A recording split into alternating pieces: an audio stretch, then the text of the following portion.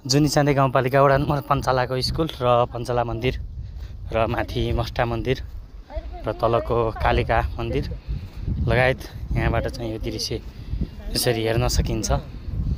रमणीय दृश्य छ यो चाहिँ यता बाहुनले बाजा भन्ने ठाउँबाट खिचिएको हो। पञ्चालाको दियारको रुख अनि पञ्चालाको मापी भवन अनि अहिले चाहिँ तपाईले देख्न सक्नुहुन्छ यो चाहिँ माथि पञ्चालाको डाँडा अनि त्यहाँदेखि चाहिँ माथि तपाईले चाहिँ यो बाल शिक्षा भवन हैन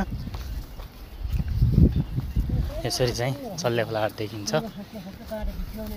त्यहाँपछि लगायतको हिल्या चौबाडी हैन हिल्यातिरको गाउँ यस हिल्या चौबाडी अनि स्याला गाउँ हैन यसरी नै हेर्न सकिन्छ बाहुनले बाजाबाट।